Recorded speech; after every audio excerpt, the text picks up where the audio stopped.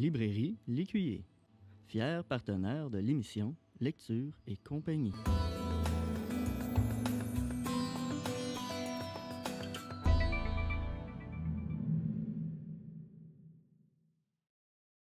Bonjour et bienvenue à Lecture et compagnie.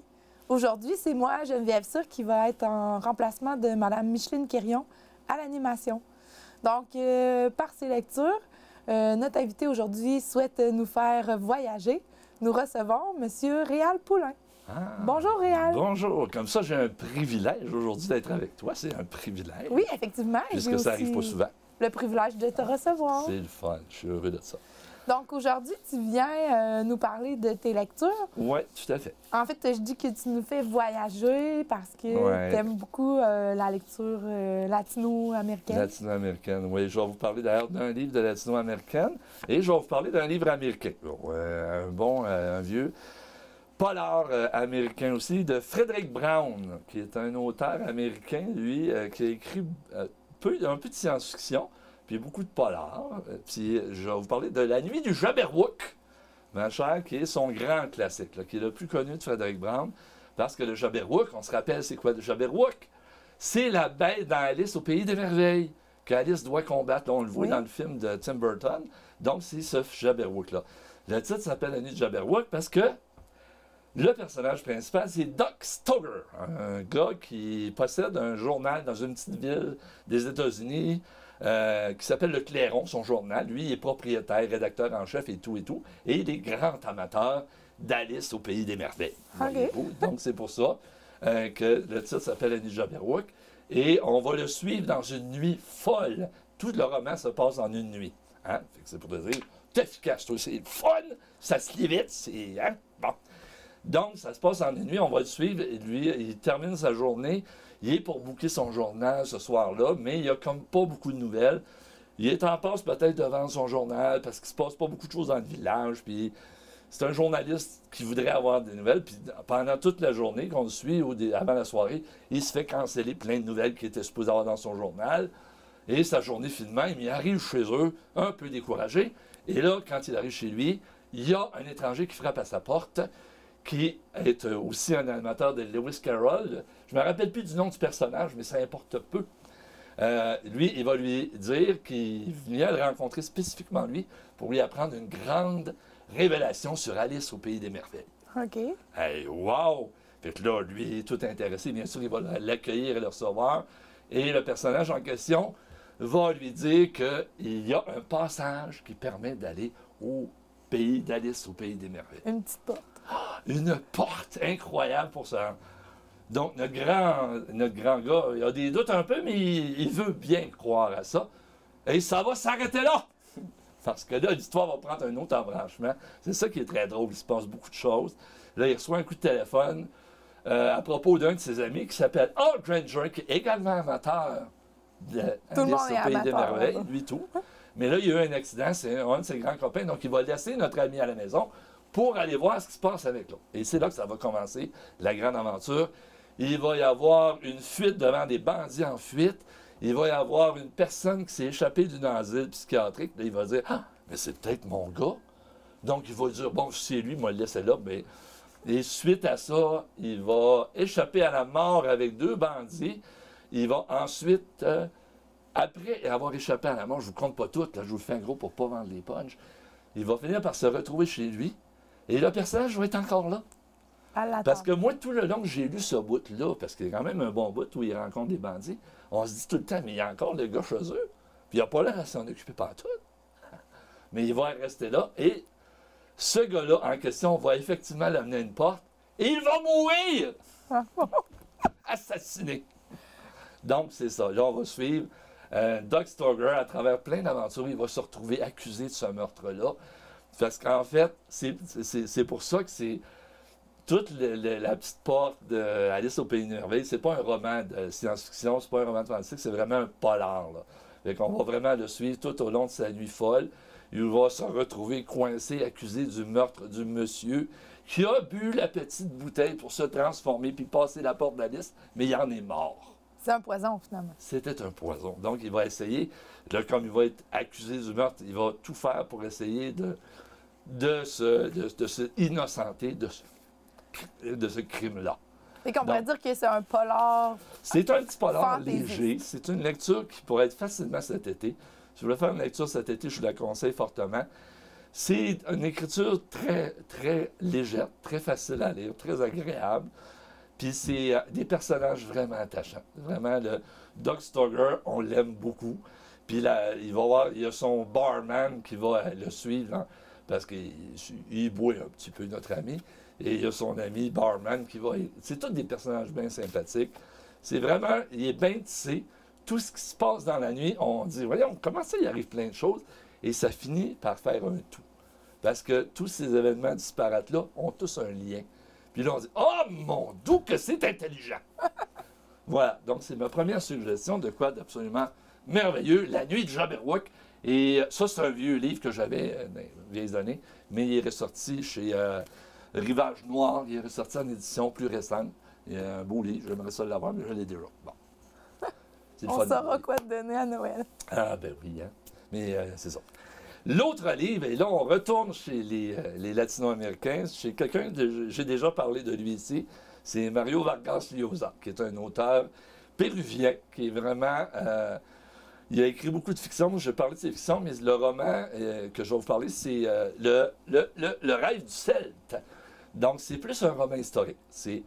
Ça m'a surpris de l'aimer beaucoup, parce que je ne suis pas un grand amateur de romans historiques, mais c'est vraiment l'histoire d'un personnage qui s'appelle Roger Casmant. Il a existé pour de vrai. C'était un Irlandais qui travaillait pour le Foreign Office. On est des années 1800. Là. On est des années 1800. Foreign Office, c'était... Je n'ai pas trop compris ce que c'est, mais il surveillait tout ce qui se passait au niveau de l'économie internationale. Donc, M. Casmant avait été engagé par le Foreign Office pour aller superviser à l'époque où ils ont commencé la colonie Congo-belge. Les Belges ont installé leur colonie au Congo et ils faisaient de l'exploitation. Et là, c'est très... On voit le personnage de Casmant très naïf. C'est vraiment... Il est au début de sa carrière. Puis lui, il se fait dire, on va installer cette belle colonie belge-là pour le bien de ces indigènes-là qui vivent comme des païens, puis ils ne connaissent pas tout ce qu'on a eu. On va juste vous dénaturer. On va tous vous aider à devenir des bons citoyens, civilisés et tout. C'est tout. Puis lui, il croit un peu à ça, jusqu'à temps qu'il se rend compte que ce n'est en fait qu'une entreprise commerciale. Et là, on va vraiment martyriser les indigènes qui sont là. Ils vont les enrégimenter de force pour qu'ils travaillent. Il y a vraiment beaucoup il y a de la torture, il y a toutes choses. Et lui, il va tout dénoncer ça. Et il l'a fait beaucoup au Congo. Il a fait des rapports. Il va être très encensé pour ça parce que il va avoir dénoncé des choses inacceptables qui vont être corrigées. C'est vraiment intéressant à lire parce que... C'est une histoire vraie. C'est une histoire vraie. C'est vraiment arrivé pour de vrai. La première partie du roman se déroule au Congo belge, la deuxième partie en Amazonie. Parce qu'après, il a été délégué en Amazonie où ils ont commencé à exploiter le caoutchouc, me semble, en Amazonie. Et là encore, il y avait beaucoup d'exploitation des peuplades indigènes. Ils les torturaient. Il y a même, écoute, il y a des descriptions là-dedans je ne peux pas toutes vous les compter parce qu'il y en a beaucoup. C'est vraiment très... Tu disais, mon Dieu, que l'être humain, c'était pas beau. Pas surprenant qu'aujourd'hui, on fasse encore des choses pas belles. Hein? Mais c'est un... Donc, c'est ça. On va le suivre. Il y a même, rendu en Amazonie, il y a une grande période, il va même sauver des indigènes. Il va mettre sa vie en danger pour pouvoir retirer des indigènes de certaines compagnies. Donc, c'est vraiment... Et là, parallèlement à ça, notre ami Casmant, qui était irlandais, travaillait pour les Anglais. Et ça, là, et pour lui, il y avait une valeur très importante pour lui, il voulait que l'Irlande devienne indépendante. C'était un indépendantiste irlandais. C'est ça qui va causer sa perte. Parce que les deux rapports qu'il fera lors de l'exploitation des Noirs, il va être encensé, parce qu'il va dire qu'il a bien fait.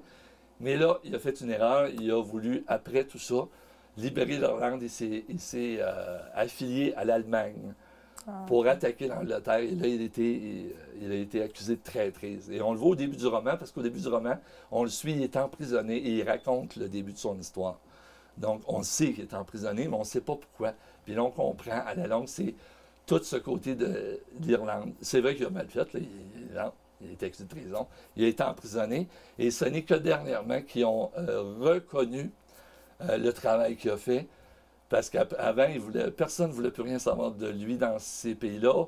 On pense que c'est à cause de sa trahison, mais c'est pas vrai du tout, c'est parce qu'il était homosexuel. Ah. Et on le voit dans l'histoire. Dans l'histoire, on voit beaucoup. Quand il raconte son histoire, à cette époque-là, l'homosexualité n'était pas acceptée. Donc, lui, il n'avait que des petites aventures avec les personnes cachées dans des... Comme il pouvait l'avoir. C'était même considéré comme une maladie mentale. C'est ça aussi, effectivement. Fait quand ça a été su, parce qu'il a noté ça dans le journal de bord, là, tout son travail a été malheureusement effacé jusqu'aux dernières années. Là, ils ont reconnu. Fait que c'est vraiment... C'est l'écriture de Vargas Llosa. C'est une écriture très agréable qui va vous rendre la lecture de l'histoire, même s'il y a des bouts rough, là. Mais c'est ça. C'est un très, très, très beau livre. J'ai vraiment beaucoup aimé. Puis en fait, au début, tu m'as dit que tu savais pas pourquoi tu avais aimé un roman historique. Mais quand je t'écoute raconter l'histoire, moi, je sais pourquoi tu as aimé ça. C'est que ça dénonce des inéquités sociales, puis que c'est un combat qui a même tes valeurs personnelles très fort. Et que je pense que c'est pour ça que ce livre-là est venu te rejoindre. Puis, pour poursuivre là, nos lectures de l'été, parce que toi, tu nous apportes le beau temps. Je voulais faire nouveau, je voulais vous apporter, parce que l'été s'en vient, puis je ne vous ferai pas de résumé de ces auteurs-là. Je vous ai amené des lectures plus légères pour l'été, si vous aimeriez vraiment pouvoir... décrocher. Il y a 2 petits romans ici de Eduardo Mendoza, qui est espagnol, qui est Le mystère de la crypte ensorcelée et Le labyrinthe aux olives. C'est du polar vraiment très, très drôle. Le personnage principal, il y a d'autres livres qu'il a écrits, je n'ai pas lu encore, je vous en parlerai. C'est un personnage qui ont été sortir d'un hôpital psychiatrique parce qu'ils connaissaient le milieu où il y a eu un mystère à résoudre. Et donc, ils vont chercher ce personnage-là pour qu'il s'intègre au milieu et il aide à l'enquête. Il l'intègre dans l'hôpital psychiatrique. Il dit, toi, ta mission, tu vas aller infiltrer ça, puis tu vas aller faire une enquête à propos de telle affaire. Sauf que c'est un personnage, mais complètement déjanté. Il va arriver des aventures incroyables. C'est très, très drôle. Je pourrais pas vous le... On n'a pas le temps de ça, mais c'est vraiment conseillé. Moi, c'est des lectures où tu peux rire toi tellement il y a des scènes. C'est loufoque, là. C'est vraiment... En même temps, d'une intrigue policière, mais c'est... Il y a un petit côté pour dénoncer les situations politiques en Espagne. On s'en fout. Je connais pas la politique de l'Espagne, je ne la comprends pas. Mais ça nous permet de décrocher et de rire en plus. Et de rire beaucoup. Donc, c'est pour ça que j'ai amené une lecture drôle. Un autre qui est très drôle, qui est un Français. Ça, c'est rare, vous allez pas vendre des Français de France, là, c'est bien rare. Un jour, j'en ferai des Québécois. Je sais que je parle pas beaucoup des Québécois, mais ça viendra. Donc, c'est Pierre Signac. Pierre Signac, c'est un auteur très prolifique en polar. Il en a écrit beaucoup, beaucoup. Mais c'est tout le temps des polars humoristiques, mais de l'humour noir. C'est de l'humour très noir. Lui, ça s'appelle Le mystère de la sombre zone. Je ne l'ai pas lu encore. Fait que je vais probablement vous en parler. C'est vraiment l'histoire d'une femme qui veut assassiner son mari. Puis elle essaie de... J'ai commencé à le lire pour rire, mais c'est très drôle parce qu'elle dit « Je vais m'acharner jusqu'à temps que je le tue ». Elle est très drôle. Tu sais que c'est un roman qui peut être... puis il écrit bien, puis il est agréable à lire. Et petite lecture que je vous conseille absolument pour l'été, c'est bien sûr 100 ans de solitude de Gabriel Garcia Marquez. Ça, c'est un bijou. C'est vraiment l'histoire d'un petit village de Macondo, en Colombie. C'est un auteur colombien, hein? C'est le meilleur auteur au monde, colombien, qui me fait penser beaucoup à Antonin Maillet. Mais bon, ça sera pour une autre histoire. Donc, c'est ça, c'est l'histoire du petit village de Macondo. On va suivre 2 générations d'une même famille, José Aureliano Buendia et les José Arcadio Buendia, qui sont d'une génération. Ils s'appellent tous pareil. C'est la seule petite difficulté du livre. Il faut que vous vous habituiez à suivre. Bon, Arcadio, c'est la José. Le reste, c'est vraiment un paquet de... C'est vraiment un résumé de comment une compagnie bananière s'installait en Amazonie, utilisait tout le monde. OK, c'est encore de la dénonciation, je le sais. Mais il y a tellement de fantasmagorie, d'images magiques dans... C'est un roman magique, donc je vous le conseille à lire. Désolé. Mais pourquoi tu dis que c'est magique?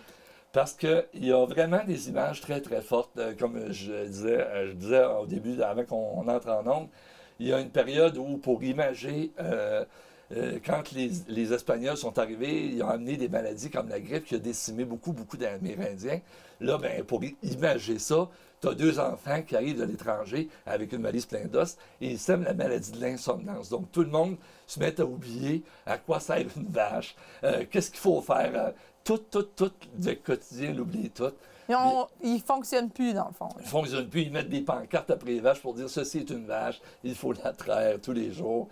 C'est vraiment plein d'images, très imagées de même, qui sont agréables à lire, qui sont vraiment... Et son écriture, ben c'est pour ça que je n'écris pas, c'est parce que j'ai tout le temps lu ça, puis j'ai dit, je ne pourrai jamais écrire de même, de ma vie.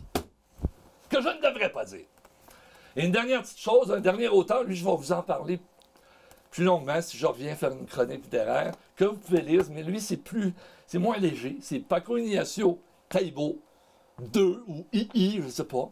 C'est un auteur mexicain, de polar mexicain. L'enquêteur, c'est Héctor Velasco Aran Shane. Il est borgne, il est philosophe, il passe... Lui, les enquêtes, c'est très, très secondaire. Hein? C'est vraiment que la ville de Mexico est présente, elle fait partie des personnages.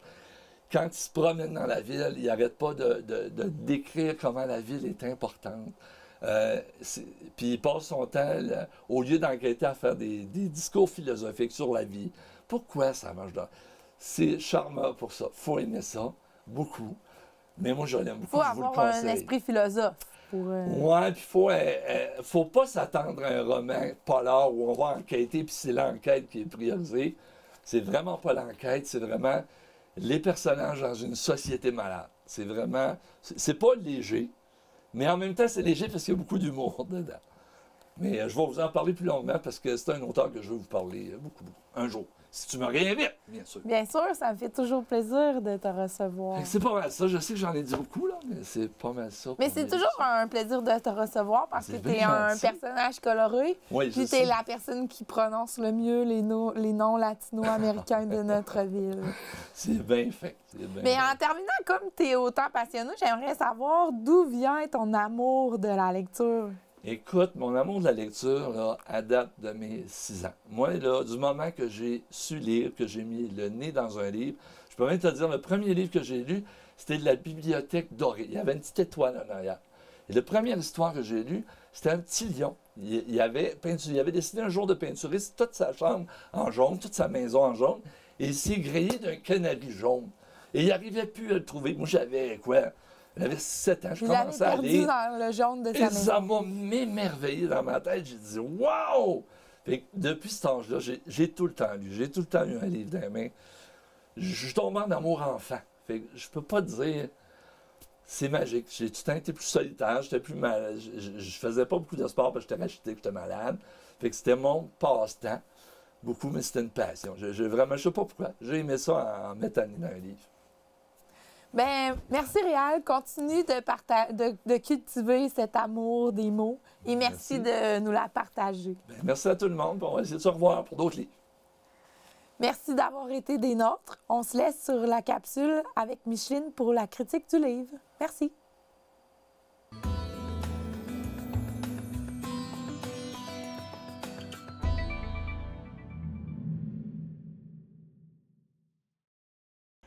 Bonjour, aujourd'hui je vais vous parler d'un livre récemment sorti. Le titre, c'est Leur domaine de Jo Nesbø. C'est un auteur norvégien. C'est un livre qui a 625 pages, mais on ne s'ennuie pas. L'histoire, c'est un petit peu ceci. Karl et Roy, 2 frères, sont de caractères très différents.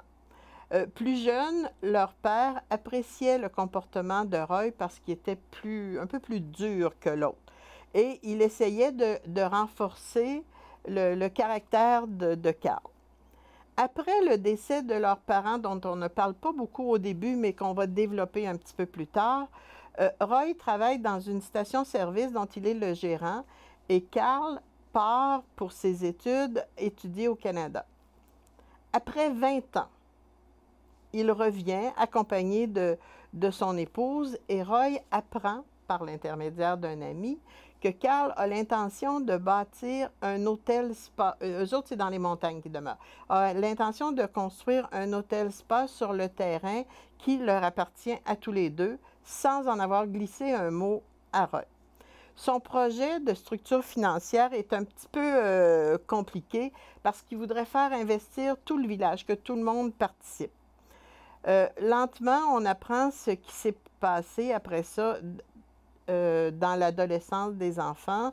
On apprend que les parents se sont tués quand leur voiture a dérapé et est tombée dans un précipice pas très loin de chez eux, dans les routes de montagne qui étaient très sinueuses, tombés dans un précipice très profond dont ils n'ont jamais été sortis parce que c'était trop dangereux. Ensuite, Roy se rappelle, parce qu'il y a des retours en arrière, là. Ça se passe au moment présent, ça retourne en arrière. Roy se rappelle, quand ils étaient jeunes, que le père, le soir, venait souvent... il se rappelle les agissements de son père qui venait agresser son petit frère le soir, mais c'est un sujet qui est tabou. Même adultes, même leurs parents disparus, ils n'en ont jamais parlé. C'est quelque chose qu'on ne parle pas. Mais Roy se dit le protecteur de son frère, comme il l'était dans l'enfance et comme il continue à l'âge adulte. Et quelles que soient les circonstances. Bon, maintenant, on revient à la construction de l'hôtel, parce qu'il y a des retours en arrière, on revient au présent. Donc, la construction de l'hôtel, il y a un début qui est lent, mais finalement, le village où à peu près tout le monde se connaît participe à ce projet-là. Ça les stimule c'est des choses qui les intéressent pour attirer des touristes. Et il réussit à ramasser suffisamment d'argent, commence la construction. Et le soir du Nouvel An, après des feux d'artifice et tout, ce qui est de fait dans le journal est complètement rasé par un incendie. On pense d'abord que c'est une fusée des feux d'artifice qui auraient pas suivi le chemin prévu. Et cette histoire-là, tout le long de l'histoire, Roy protège son frère. Et tout le long de l'histoire, c'est la famille qui est importante. Donc, ça veut dire que tout au long de l'histoire, ceux qui se mettent à travers leur chemin, des cadavres s'accumulent tranquillement pour montrer, je ne sais pas si c'est ça le but, mais en tout cas, ça nous montre, pour eux autres, le lien familial est important en dehors de toute chose. Donc, ça implique énormément de circonstances alentour. Tous ceux qui viennent enquêter, tous ceux qui viennent trop proches d'eux autres, des fois le pays de leur vie. C'est ça un petit peu l'histoire de ce livre-là. J'ai résumé très court parce que c'est un livre de plus de 600 pages. Je termine en vous disant ma petite phrase habituelle. La lecture est une vertu irremplaçable qui enrichit le savoir et fortifie la mémoire. Merci, à la prochaine fois.